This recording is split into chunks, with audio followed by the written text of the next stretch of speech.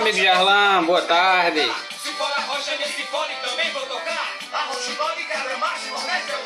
Boa tarde, Eliana. Sejam bem-vindos aí. Hoje tem umas conversas boas aí pra vocês ouvir, viu?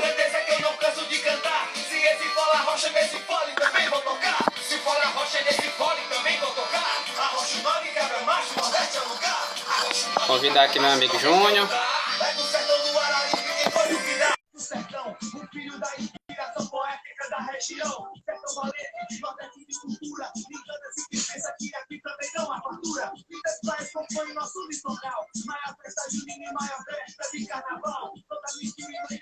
E aí, Humberto? E aí, meu amigo Júnior, tá me ouvindo bem? Tô sim. E o meu, tá chegando aí, o meu áudio? Tá sim. Já no clima aqui. Bacana aí. O pessoal tá Olha chegando aí. aqui. Eliana. Diva, boa tarde, Diva, tudo bom?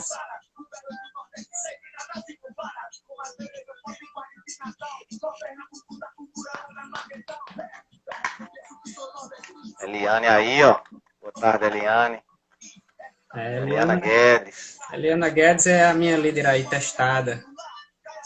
Muito bem. Guardar só mais um tempinho, mais alguém entrar e a gente Tá bom. começa.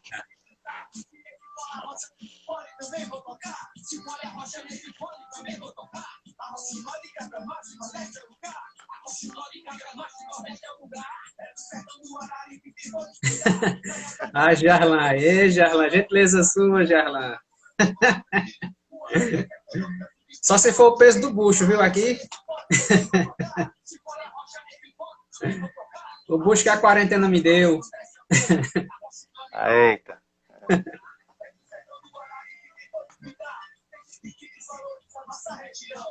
Eita, muito bom. Professor Jean, do Instituto Federal. Boa tarde, Jean. Seja bem-vindo, professor. Zé Vaqueiro, seja bem-vindo, tudo bom? Boa tarde. Olha aí. A galera tá chegando lá.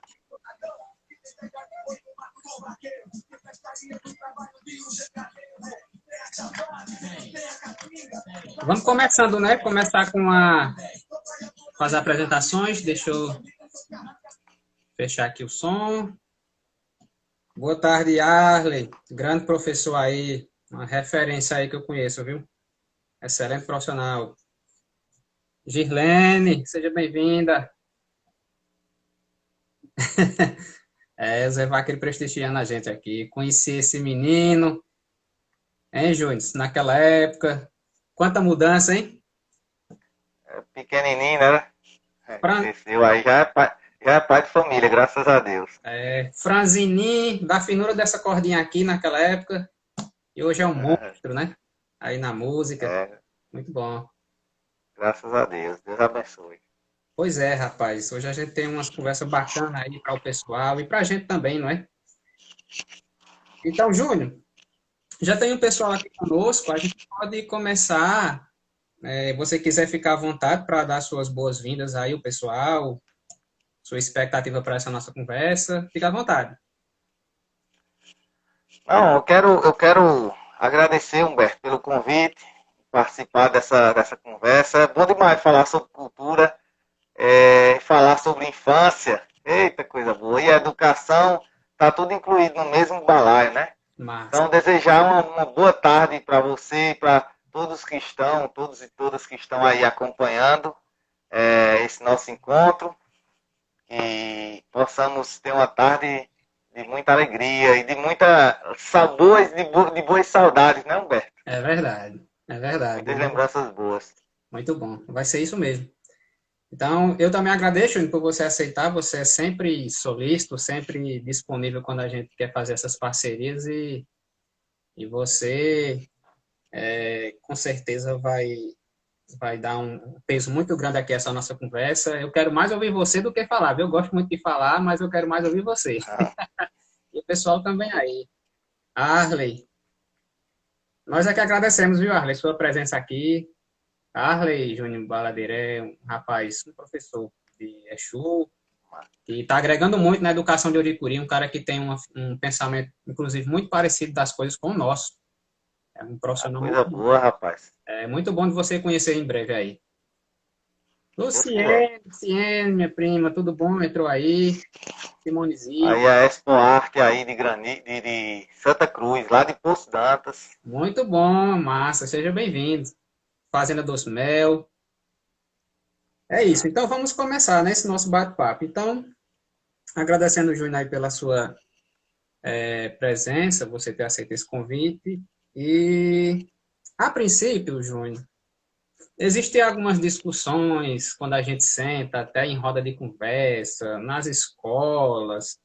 A gente, às vezes, gosta de estar comparando a nossa infância, aquela infância que a gente viveu, com essa, digamos assim, infância digital ou infância da modernidade que os cabinhos, né, estão vivenciando hoje, né? A gente, às vezes, fica até naquela coisa de ter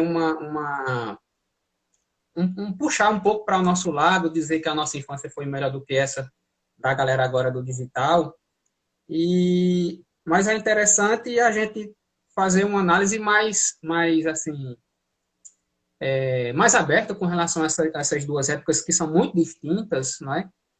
E eu queria saber de ti, Júnior, a princípio, você viveu uma infância muito parecida provavelmente com a minha, até pela questão da nossa idade.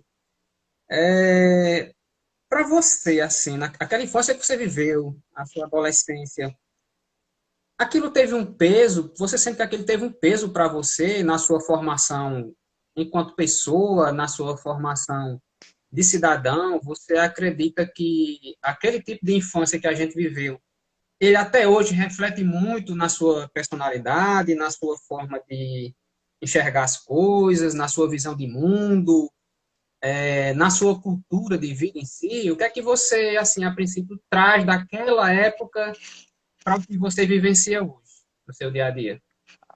Ah, ótimo, ótimo. Então, Humberto, eu fui miado no sertão, né? Como diz aquela letra daquela música, né? Composição do Grande Vigílio. Fui menino mais que 7 ou 17 léguas e meia. É massa. E menino sertanejo livre, né? Uma coisa interessante é que naquela época era uma liberdade diferente. A gente tinha, a gente não, hoje a criançada tem o mundo através de uma tela. E a gente tinha o mundo na palma da mão. O mundo estava na palma da nossa mão, assim. E nem precisava de uma tela no meio. É uma coisa interessante, assim. A Massa, gente né? era muito livre. Eu cresci, Humberto, eu cresci ali naquela região da Avenida Fernando Bezerra, ali perto da Rádio Voluntários. Eu fui aqueles meninos que crescia, como diz a história, tirando siriguela do pé, tirando goiaba do pé, e tirando Catando macaúba. furquilha, macaúba, pegando a forquilha no mato para construir baladeira. Então, assim, todos esses aprendizados, a maioria desses aprendizados do menino do sertão, eu tive naquela época, assim. E uma coisa que eu observo com alegria, Humberto, é que a maioria das pessoas tinham isso. Como a gente não tinha tanta opção de tecnologia na época, não que a tecnologia seja ruim, né? Não é que a tecnologia seja ruim, mas como a gente não tinha tantas opções de tecnologia, a gente criava nossa própria tecnologia. Né? Perfeito. E não vai dizer que um menino que fazia um carretel, um palito de picolé com carretel de linha, e botava uma liga e fazia aquele um pequeno robô, né? Um pequeno robô que saía andando. Não vai dizer que o menino daquele ali não era um cientista, não. Que se desse mais algumas ferramentas, ele construía um foguete e ia para a Lua. É verdade. Então, eu sou muito feliz de ter vivido essa época. Você também viveu e muitos de nós vivemos esse tempo.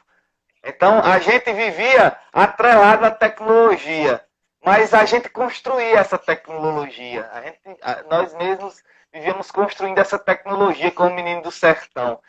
E aquilo ali fez com que a gente se desenvolvesse em inúmeros campos do conhecimento humano. A gente avançou demais em diversos campos do conhecimento humano, com aquelas tecnologias e tecnologias de menino do sertão. E para mim isso foi providencial, Humberto. Tanto a questão, tanto a questão também de criar histórias. Hoje eu virei poeta cordelista. E o que eu vivia naquela época e o que eu via naquela época ainda hoje refletem naquilo que eu escrevo. Então, a maioria das coisas que eu escrevo hoje são o eco da minha infância. Massa, massa, excelente, excelente. Interessante que tu falou aí, eu fiquei pensando assim, quando tu falou que naquela época aquilo eram as nossas tecnologias, a gente construía as nossas próprias tecnologias. Eu fiquei aqui pensando que talvez nós estivéssemos naquela época fazendo, digamos assim, nós estivemos ali fazendo um curso de sociologia brincando, digamos assim. Porque a gente passou ali, com aquela forma que a gente vivenciava as coisas, a gente criava, a gente analisava, a gente tinha todo um contexto relacionado à questão das emoções também. A questão do perdão era uma coisa mais simples de se acontecer. Por exemplo, quem não se lembra daquele negócio de fazer assim com os dedos? Estou intrigado. No outro dia estava desintrigado, né? Desintriga aqui, intriga, desintriga. E gerava aquela fofoca, fulano se entregou de cicrano, os meninos dizendo que fulano se entregou com a outra coleguinha lá e depois desintrigou. Então, eu acredito que até essas questões aí de relações humanas naquela época, elas tiveram um peso muito grande para a gente até hoje, porque eu acredito que aquela fase ajudou a gente a ser, sei lá, talvez mais perdoadores, essa nossa geração. Não sei, eu jogo a bola para ti também aí, para o pessoal que está assistindo. Talvez aquela época ajudou a gente a ter uma compreensão de mundo um pouco mais humanística do que talvez a juventude de hoje. Acredito que aquilo potencializou muito a nossa criatividade, porque, como você bem falou, os brinquedos a gente que não tinha condição, quem não tinha condição. Eu me lembro que quando chovia, tinha os lugares que tinham um barro mais escuro, mais espesso, e o pessoal fazia ali os bonecos de barro, ali era praticamente um trabalho de artesanato mesmo, né? Fazia boneco de boi, carrinho de boi, fazia umas fazendinhas lá, casa, tudo quanto era coisa, soldadinho de barro, né?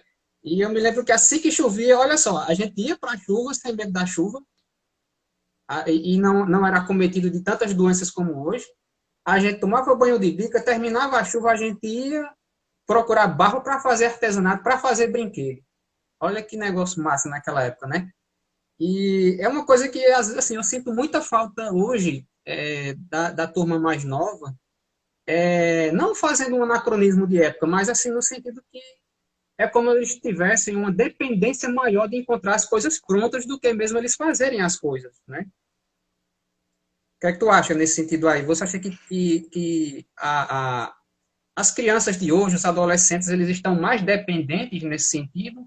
Eles são mais consumistas do que criativos de soluções? Como é que tu vê essa coisa aí? Excelente ponto, Humberto. As pessoas dizem que é nos momentos difíceis que o ser humano, acho que foi até na sua palestra semana passada, que você fez a live aqui, né? Que nos momentos difíceis as pessoas aprendem formas de evoluir. As pessoas evoluem mais com a dificuldade, né? Inventando novas formas nesses momentos difíceis. E eu acredito que isso fez os adultos de hoje, a maioria das pessoas que estão assistindo aqui, eu estou vendo muita gente aqui que eu acredito que viveu essa época. Viveu essa época e lembra das muitas dificuldades dessa geração. E eu não digo dificuldade não é passar fome, né? Eu estou dizendo dificuldade que você não tinha como hoje tudo já pronto e mastigado. A gente tinha que procurar o desenvolvimento das coisas. De cada coisa. Eu lembro, Humberto, você falou da questão do barro. Eu lembro que as pessoas, quando pegavam aquele barro, eu me lembro na infância, ali no Quixadá, tinha o Quixadá, Aham. e quando chovia, muita gente ia para aquela região, e a gente pegava barro e fazia uma carreta de barro, e a gente colocava o para-brisa de vidro. Agora, eu não consigo entender hoje como a gente conseguia polir o vidro, fazer o quadrado, cortar vidro. Como é que a gente cortava vidro? A gente deixava exatamente igualzinho o vidro para colocar no para-brisa. Então, imagina a dificuldade disso. É claro que outra coisa interessante, Humberto, é, não tem aquele negócio que muitas vezes a pessoa aprende, além de aprender nos momentos difíceis, mas existe também aquela velha lição de que para aprender você precisa sangrar um pouco. Muitas pessoas falam disso, né? Então a gente caía mais. A geração caía mais, ela tinha Massa. mais liberdade para cair. Talvez hoje, aí ó, os obstáculos da vida nos faz fortes, ó, uma coisa interessantíssima. Verdade. Ou seja, as crianças que nós, como crianças, nós tínhamos mais, a gente caía mais. O fato de cair mais, muitas vezes nos fazia levantar, nós mesmos nos levantávamos, nos erguíamos. E isso fortaleceu nossos músculos. Fortaleceu e nos fortaleceu como humanos. E eu acho que foi uma geração que teve um poder maior. E isso, Humberto, se a gente for observar, a geração que veio antes de nós, talvez tenha sido mais forte ainda. Né, que eles tinham as dificuldades do próprio tempo deles. Dificuldades talvez maiores do que as que da infância que a gente viveu, para tentar evoluir, para tentar achar o sentido de desenvolvimento da infância em si, da nossa vida, das brincadeiras. Por isso que as brincadeiras são tão importantes, eram tão importantes, ainda são. Né? Verdade. Show de bola, Júnior. É isso mesmo. É massa essa tua reflexão. Quando você fala nessa questão que a gente caía mais. Mas essa coisa da gente cair mais, eu acredito que também ensinou a gente e ajudou a gente a levantar mais também. Ou seja, eu acredito que isso ajudou a gente a sofrer menos, a encarar melhor as frustrações, a encarar melhor as ansiedades, a encarar melhor os desafios. Eu acredito que isso também teve um peso muito grande. Essas quedas que a gente levou, esses tombos que a gente levou, eu acredito que isso repercute em nós até hoje. Eu até comentando, de vez em quando eu converso com algum professor, eu digo mais das antigas, sem ser tão das antigas assim, né? Eu estou próximo a completar meus 38 anos, eu estou me sentindo como com 18. Mas isso é muito do modelo mental que encara a coisa, né? A idade. Mas eu conversando com alguns colegas, né, que já têm 20, quase 25 anos de profissão na área de professores, e a gente às vezes até conversa que tem algumas lutas, algumas batalhas na nossa área profissional, por exemplo, da educação, em que essa galera de seus 35 para 40 anos, eles compram essa briga com mais ênfase. É como se eles tivessem criado naquela época uma resistência muito maior para enfrentar os desafios que viriam lá na frente, que são os que a gente está enfrentando hoje. Na militância, por exemplo, na área de educação, isso também se percebe na área da cultura, que é o seu caso, por exemplo. A gente percebe que uma cidade como Orincuri tem 70 mil habitantes, já deve ter passado de 70 mil habitantes, mas algumas áreas específicas são pouquíssimas pessoas que encampam ali determinadas lutas, né, em determinadas categorias, né? Então, eu acredito que aquela fase que a gente passou, como você bem pontuou, fortaleceu muito essa nossa resistência para não desistir das coisas, apesar das dificuldades. E foi uma infância que eu acredito que preparou muito a gente para o futuro, e assim a gente está nem se percebendo disso naquela época. Né? A gente queria brincar, mas a gente brincava fazendo, a gente brincava resolvendo problemas. Hoje se fala muito na cultura maker, né, que é das crianças fazerem as coisas, mas eles chegam lá, por exemplo, em um laboratório, eles vão lá no Recife, por exemplo, né, vão lá no Porto Digital e se vê lá aquela coisa da cultura maker, tem um bocado de coisa para quem quiser fazer o que quiser fazer. Chega lá, tem acesso, mas basicamente, muitas das coisas, ou talvez até a maioria dos instrumentos que eles vão usar, eles já encontram essas ferramentas lá para fazer. A gente, além de precisar criar, a gente também precisava fazer as ferramentas para criar naquela época, né? Então, Exato. tem uma diferença com relação a essa questão da criatividade dos jovens daquela época e da época que a gente está vivenciando, né? Mas, deixando esse negócio um pouco mais lúdico, né? Júnior, as brincadeiras que a gente vivenciou naquela época foram brincadeiras das mais diversas. Eu até fiz uma pequena lista aqui para citar algumas que eu acredito que o pessoal que está nos assistindo, participando conosco, vai lembrar de muitas delas com saudosismo. Eu fiz uma pequena listazinha aqui, a brincadeira da nota que a gente fazia com carteira de cigarro na época, né? Uma coisa como carteira de cigarro, a gente pegava lá e costumava fazer um negócio para a gente brincar, para a gente jogar. Fazia nota e agregava valor a cada tipo de nota, não é? Tinha um valor específico para cada tipo de nota. A gente brincava do sete caco, congela, aribusca, o mula-mula para começar, não sei se a galera lembra aí, não é? O de se esconder, que a gente chamava na época de se esconda, né? Que é de se esconda, brincar do diga, tocar campainha e sair correndo, boca de forno, não é? Brincar do mata, peteca, pinhão. O nosso drone daquela época, fazendo até um comparativo aqui, o drone da nossa época era o pirocóptero, não é? Era um simples palitinho com um plásticozinho com duas asinhas aqui em cima, colocava aqui nas mãos, rodava, o bicho voava, que só o trem, né? E era o nosso, digamos assim, o drone da nossa época, né? Brincava de futebol de botão, perna de pau, que a gente inclusive construía lá, pegava as varetas lá e pegava mais outro pedaço de pau, colocava ali e criava esse tipo de instrumento, né?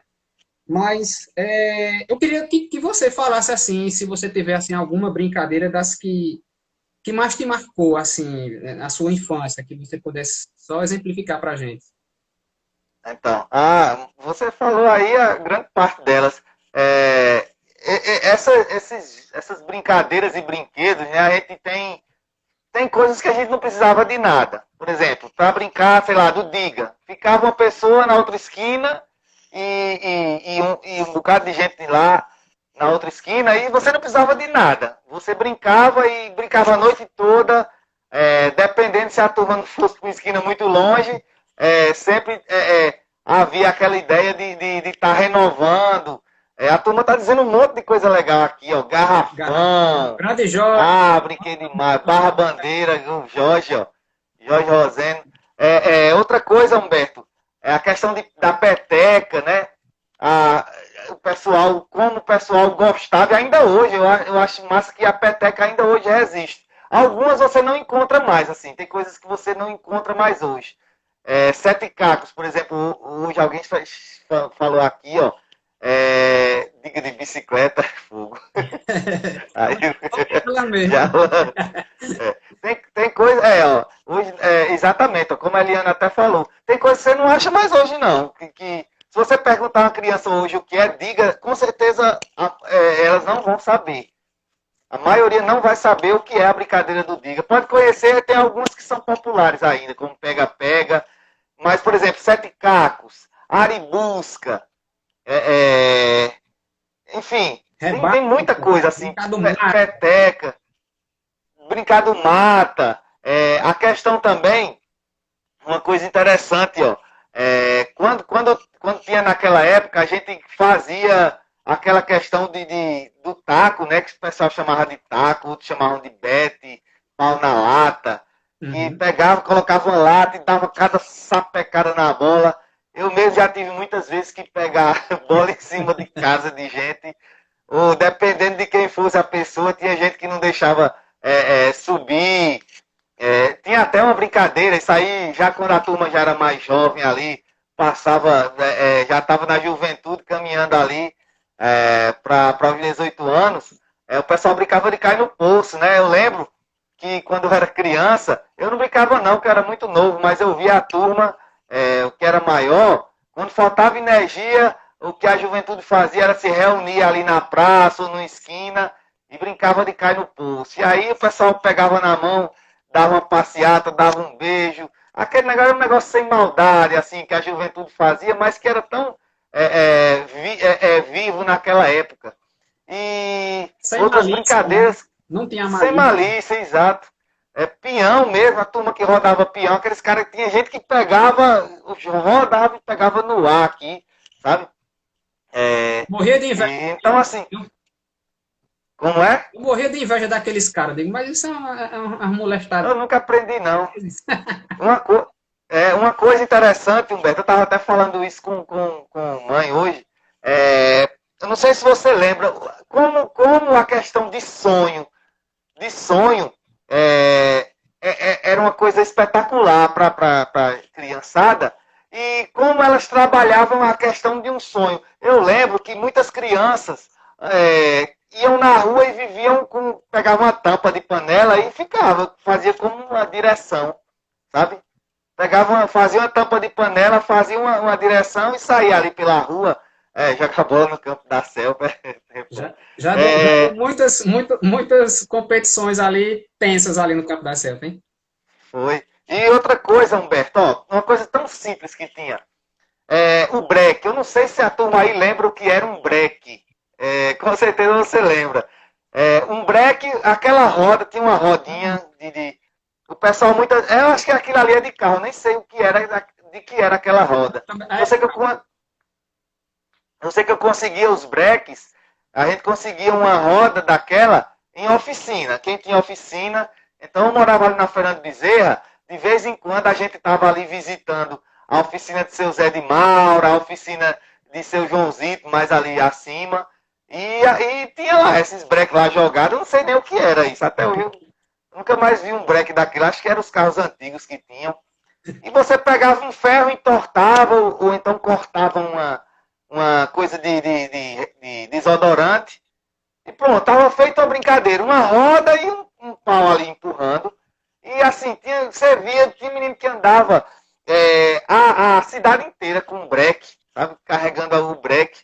Outra coisa que era tão interessante, Humberto, que eu achava na época, que alguém até falou aqui, hoje você não vê tantas garotas brincando com aquelas bonecas de fazer aquela ideia de fazia uma casa, né? Colocava aquele monte de objetos. Tinha muitas que gostavam de fazer umas cômodas com caixa de fósforo, secava a caixa de fósforo e fazia ali uma cômoda, fazia um guarda-roupa, né, e colocava ali as bonecas. Eu achava muito lindo aquelas bonecas de pano.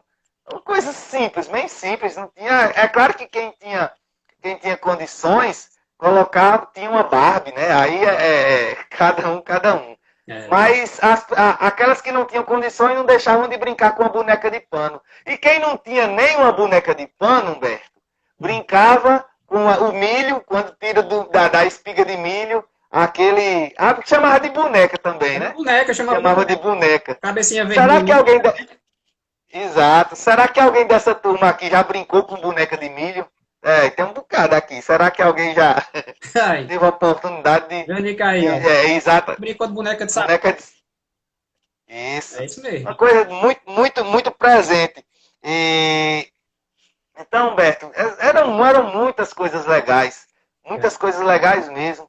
E eu achava uma coisa interessante também, que as pessoas, tinha aqueles bonecos que vendiam, o pessoal chamava de nego, né? Eram neguinhos que tinham. Eu nem sei se ainda vende aquilo. Rapaz, eu já procurei, uma vez eu encontrei algo parecido nas Americanas em um saquinho, mas assim, uma coisa que quando eu vi não deu aquele mesmo. É a mesma coisa, não. Naquela época, na feira livre aqui, os caras colocavam nas lonas assim no chão e você via aquele monte de bonequinho lá de todo tipo, de neguinho, você comprava lá os que você queria. Eu me lembro, gente, que eu tinha uma parada meio estranha, sabe? Vou até compartilhar aqui. Eu chegava às vezes a comprar aqueles neguinhos de plástico, aqueles bonequinhos, e pegava por cor, e cada cor simbolizava um tipo de futebol.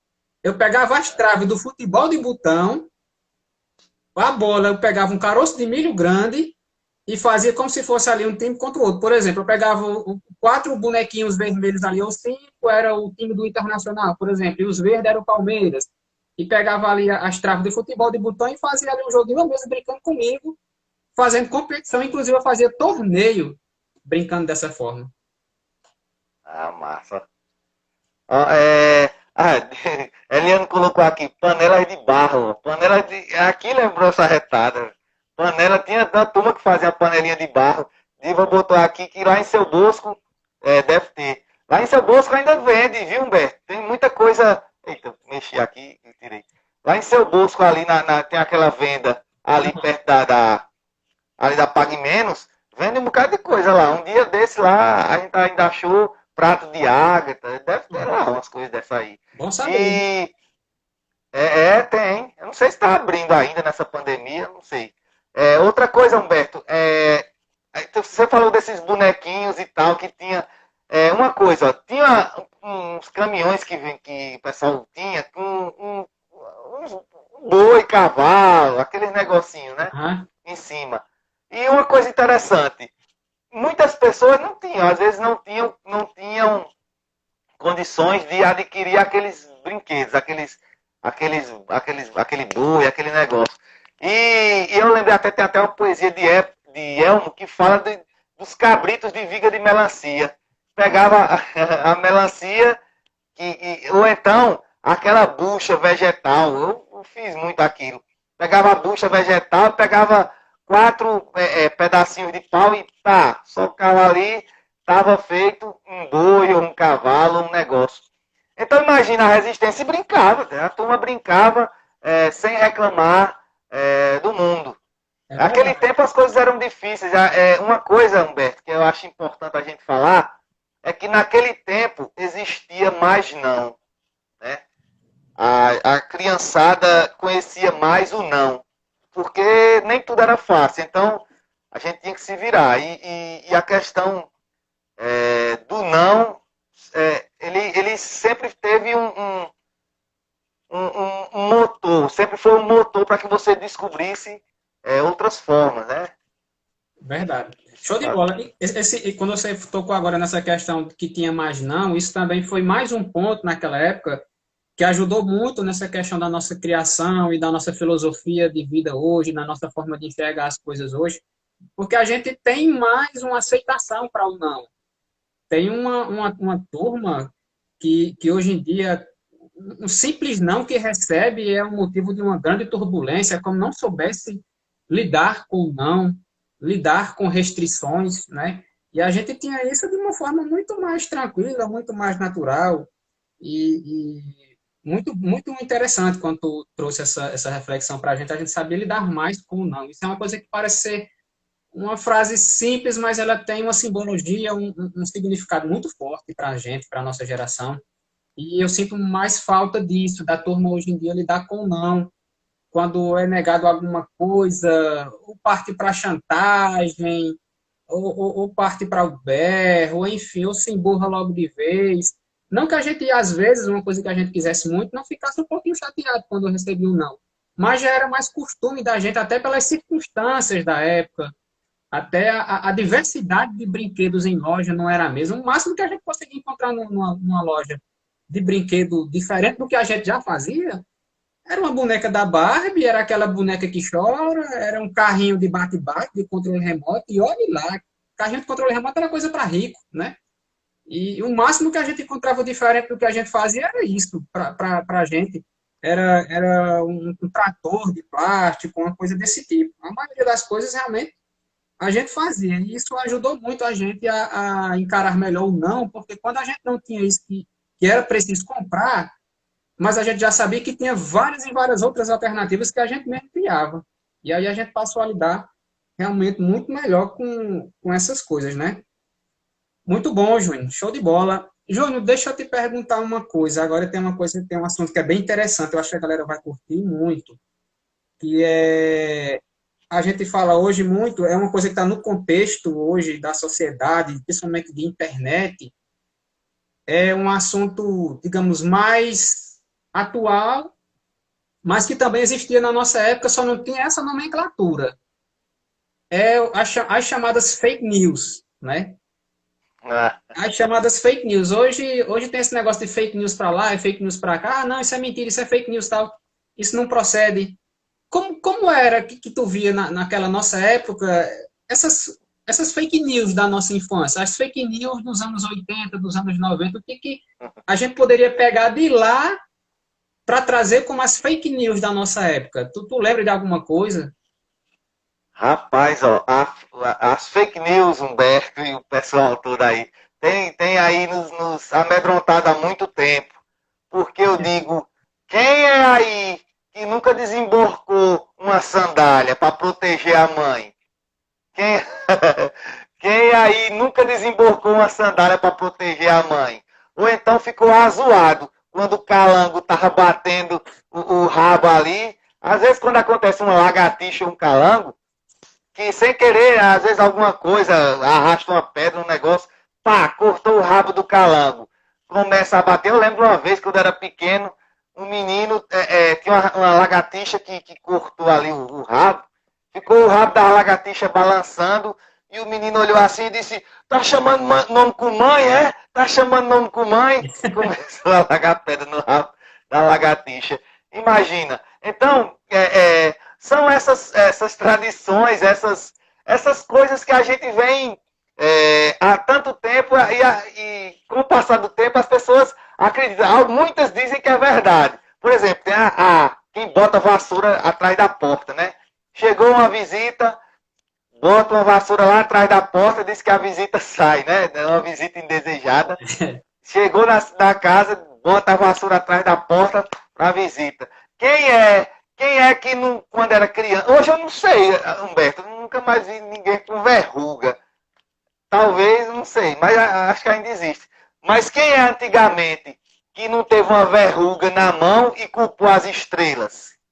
Quem é que nunca culpou as estrelas? Não, aqui você contou estrela apontando. Aí, pô, tá a verruga lá. A verruga. Então, pense aí nessas coisas. Outra coisa, Humberto. O pessoal era muito alarde, né? Era muito alarde naquela época. Essa da sandália mesmo, de desemborcar a sandália. E tinha outra coisa também. Se tivesse uma criança no chão, aí você passasse por cima da criança aqui, ó, Ave Maria, não volta, porque senão o menino não cresce. É verdade. Menino. Aí, ó, sal grosso no fogo para a visita ir embora. Era um monte de coisa que aqui tinha, que as pessoas acreditavam. Colocaram cruzar os dedos. Cruzar os dedos. Aí, lembrança boa aqui, ó. Nada comprova que isso aqui serve para alguma coisa. Eu lembro que as pessoas, quando via alguma coisa assombrada, né, cruzavam os dedos. Não, vamos cruzar os dedos aqui para garantir. Mas são coisas que a gente vem fazendo e vem. Por exemplo, a turma está lembrando muita coisa legal aqui. Você consegue lembrar de algumas aí também, Humberto? Rapaz, eu lembro de algumas coisas e uma delas, inclusive, com relação a essa questão das sandálias, se emborcasse as duas, tanto faz sandália como sapato, o que eu aprendi naquela época é que dava azar. E eu morria de medo disso. Inclusive, eu vou ser sincero a você, quando eu encontrava uma casa que tinha as duas sandálias emborcadas, eu desemborcava. Fosse de quem fosse. Eu desemborcava. Humberto, ainda hoje eu faço isso. Andar de costa, agora andar a mãe. Eita, eu lembro dessa aqui. A questão do gato preto passar, você passar por baixo de escada, né? Eu me lembro... Eu me lembro de uma, Júnior, que até hoje me marcou muito, que foi o meu pai que me passou isso, meu saudoso pai. E até assim, o pessoal ri bastante, às vezes, quando eu conto, era com relação a essa coruja, que o pessoal chama de rasga-mortalha, né? Que não passa da coruja, Rasga-mortalha. simplesmente da coruja branca, o pessoal chama de rasga-mortalha. Eu aprendi naquela minha época que se ela passasse em cima da casa da gente, com aqueles cric, cric, cric dela, a gente teria, para não receber azar ou não morrer ninguém da família, que ele dizia que era mau avô, a gente teria que dizer a seguinte frase 3 vezes, que só tem carne no açougue. Aí quando ela passa, eu acho que não sei se tu sabia dessa, eu sei que quando ela passava, na minha infância, quando ela passava, que era aquele cric, cric, cric, eu morei muito tempo ali na Rua da Baixa, e é de certa forma próxima à Igreja Matriz, Quando ela passava lá com esse cric dela, eu era o primeiro a fechar o olho e começar a falar. Só tem carne no açougue, só tem carne no açougue, só tem carne no açougue. 3 vezes. Se eu não fizesse isso, eu não passava a minha perturbação, né? Então, são algumas, assim, Mas fica mesmo. as fake news do Ó, passado que marcaram nossa vida, né? ainda hoje, Humberto, eu sou vítima dessas fake news. Se eu estiver andando na rua e eu ver uma sandália, não precisa ser minha, não. Vou passando ali, tem um lixo no chão e no meio daquele lixo tem uma sandália emborcada. Eu vou lá, desemborco a sandália, né, para ficar tudo em paz. E outra coisa, ó, quando chovia, viva os noivos, quando passava a rasga-mortalha, viva os noivos! Leidinha. Lembrei, ó, Leidinha lembrou aqui, boa lembrança. E quando chovia, você vê como era a infância. A infância era construída de uma maneira tão simples, tão pura e tão cheia de sabedoria, assim, sabe?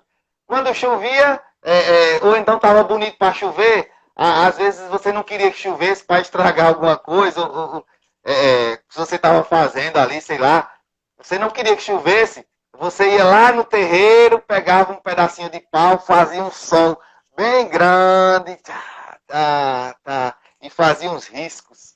Né? Eu lembro que uma vez eu vi uma briga de duas crianças, porque uma queria que chovesse, outra não. Aí uma fez o sol e outra fez um risco, um bocado semelhante a uma chuva.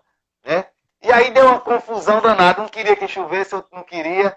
E acabaram os dois brigando. Eu era criança nessa época. Mas eu nunca me esqueço disso. Mas, rapaz, Casamento sol e chuva. Casamento de viúva ou casamento de raposa, né? tinha muito. Minha irmã Maria, muito obrigado pela sua presença aí também. Muita gente aí comentando. Show de bola, Júnior. Era muita coisa realmente que a gente passava a acreditar. E a gente já recebia essa herança de tradições anteriores à nossa época, né? A gente recebia isso dos nossos pais, dos nossos avós. Na época falava-se muito na Mãe da Mata, né? Ali a gente morava na avenida ali próximo a Fernando Bezerra, na Rua da Baixa mesmo, naquela época. E naquela época o pessoal saía muito no inverno, na época de chuvas, para a serra, né, para a chamada serrinha daqui, para colher imbu, que a gente conhece mais aqui popularmente como imbu. Para a gente é imbu mesmo, né? E a galera ia colher lá, levava latão, galão lá para trazer cheio de imbu, muitas sacolas, saco, aquela coisa. Tem gente que ia até com carro de burro, carroça, né? E se falava muito naquela época dessa coisa da Mãe da Mata, que lá na serrinha, que alguém avistou, que para que ela não assombrasse quem fosse lá catar o imbu, precisava colocar acender um cigarro lá para ela, ou colocar um pacote daquele cigarro de fumo, na época tinha um super bom, né? E eu me lembro até que quando o Oricuri tinha o Furahamal, que ele era distribuidor do fumo super bom também, né? Fumo super bom. E aí eu me lembro que tinha essa crença também na época com relação a quando o pessoal ia ou caçar na serrinha ou pegar imbu, tem essa coisa de colocar lá o fumo e mais alguma coisa para a Mãe da Mata naquela época, né? E essas coisas até hoje elas acabaram influenciando a gente de alguma forma, né? A gente passou a amadurecer mais algumas coisas, a não acreditar mais em algumas coisas, mas outras delas, como essa que você falou aí das sandálias mesmo, é como se elas tivessem ficado enraizadas, impregnadas na gente, né? Na nossa cultura. E nós temos alguns resquícios disso até hoje, né?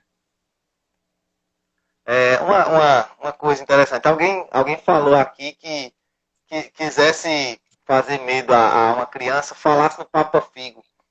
Né? E a gente volta àquela história lá ainda continuando nesse universo da educação, que essas coisas que a gente está falando, apesar de serem brincadeiras, também são educação, né? Com certeza. E a gente volta ainda naquela mesma história. Hoje, naquela época a gente temia o Papa Figo, a Mãe da Mata, temia tudo. Hoje, o que é que as crianças temem?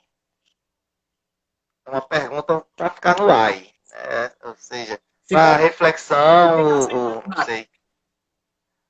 Fica sem ficar sem internet. É. Então, assim, não que aquilo ali fosse um condicionador da educação ou da coragem de ninguém, né? Mas eu acredito que todas essas coisas aí serviram para construir personalidades, para construir, de certa forma, é, a cidadania, enfim, a concepção de mundo das pessoas. A gente temia forças da natureza, sabe? A mãe da mata era uma força da natureza, olha que coisa. Então a gente sabia que não podia e fazer nada de ruim com a natureza, senão a mãe da mata vinha. Olha que coisa interessante. Imagine se todos tivessem acreditado e seguido isso. Até hoje teríamos um mundo melhor. É Né? verdade. Aquela coisa, por exemplo, da vingança da natureza, tinha um que era muito comum com relação à cobra. Se alguém machucasse uma cobra, não chegasse a matar aquela cobra, só machucasse ela voltava até para a cama da pessoa se vingar ali. Ah, você não matou, pois pode esperar que essa cobra vai aparecer em sua casa para se vingar. Olha o termo na época, né? A cobra ia vir em determinado horário, sei lá, de alguma forma encontrar uma explicação para essa cobra encontrar a casa da pessoa, ou ela vinha seguindo naquela época e Mas se vingar da gente, né? São muitas, tinha isso aí também. são muitos contos, né? São muitas. Alguém falou aqui de questão da botija. Citaram, não sei que eu vi, passou ligeira. Excelente lembrança aí, viu? Show. Já vi muita história de gente que desenterrava botija. Mas assim, só dizem que alguém ou outro. Ninguém nunca diz, desenterrei, peguei não. Que isso não podia dizer não, né? Mas você sempre diz, não, eu desenterrei uma botija e a botija não tinha nada, porque eu errei nessa parte. Tem todo um ritual, assim, em cima disso. É verdade. Para poder dar certo a botija. É verdade. Eu me lembro que meu pai, ele era agricultor, ele botava muita roça, né? Ali onde hoje é o bairro do Canacuí, mais ali para dentro, só que hoje está bastante habitado, tem chácaras e tudo mais, mas ele tinha uma propriedade ali, do saudoso doutor Bógenes, que era meu padrinho, né, da Casa de Saúde, e ele plantava nas terras do doutor Borges. E nessa estrada tinha um enorme pé de tamarindo, né? Agora era enorme. E se você olhasse assim para o aspecto mesmo da árvore, era um aspecto um pouco sombrio à disposição dos galhos dele, né? E o tronco muito grosso, enorme. E aí criou-se uma coisa na cidade que acreditavam que naquele pé de tamarindo existia uma botija ali, próximo. Só que as pessoas tinham medo naquela época que achavam que ele era mal assombrado. Mas essa coisa era tão forte nessa época que quando eu ia para a roça de papai, eu dificilmente ia por aquela estrada. E dependendo do horário, se fosse à tarde, para ir para lá à tarde e voltar à tardinha, dificilmente eu ia. Eu enrolava para não ir e só ia pela outra estrada, porque eu tinha um certo medo naquela época de passar por lá por conta dessas histórias, né, que se contavam naquela nossa época. O que era construído, ainda hoje tem muitos lugares. Um dia desse, ainda um dia desse eu estava lá ali perto do Pradicó, acho que é Garrote ali perto do Pradicó, não tenho certeza. E eu lembro que tinha um bocado de cabra lá contando essas histórias. Rapaz, tem uma braúna ali que ninguém passa lá de noite não, porque dizem que lá à noite aparecem umas coisas. É muita coisa que as pessoas dizem. Tradições aí do universo. É verdade. Então, Júnior, muito bom, rapaz. Show de bola até agora. A gente já está se encaminhando para os 10 minutos finais, para a gente pegar aí para a gente fazer digamos, caminhar para um encerramento desse nosso bate-papo, que isso aqui demoraria horas e horas para a gente abordar esse assunto que é tão gostoso de se falar. Bom demais. Eu queria para a gente seguir para o encerramento, a gente fazer, não necessário paralelo, uma comparação com essa infância do ontem e a infância do hoje. Mas você, como educador social, como um cara que vivencia a cultura, a arte na pele, que é oficineiro, que é instrutor de atividades culturais, artísticas, você vive dentro desse mundo do cordel, passando pela mescla do hip hop com as tradições sertanejas, com a escrita, com as linguagens, com a dança. Você ainda acredita, Júnior, que eu acho que essa questão é muito agora voltado especialmente para os professores, o pessoal da educação que está aqui, que na verdade todos nós somos educadores, mas é aquele pessoal que está dentro das escolas ou próximo das escolas, das instituições de educação. Você acredita que essa geração mais digital, né? A nossa geração era mais analógica, digamos assim. Essa geração mais digital ainda é possível, ainda tem uma certa possibilidade ou perspectiva de alguma forma, agregar essa infância digital com a infância da nossa época? Será que ainda teria como as escolas ainda encampar uma luta no sentido de conseguir mesclar essas duas culturas, essas duas épocas, para que os estudantes de hoje entendessem as culturas de décadas atrás, né? Como os pais deles vivenciaram as brincadeiras na época dos pais deles, e dar mais assim um sentido de identidade a essas crianças e adolescentes de hoje? Ou você acha que nesse mundo cada vez mais high-tech, mais digital, é algo que, digamos assim, não dá mais para alcançar, assim, é mesclar essas duas coisas? E você pode até colocar isso com referência para as escolas, por exemplo. Será que as escolas ainda conseguem, tem como conseguir fazer essa junção dessas duas culturas de infância? É possível, Humberto.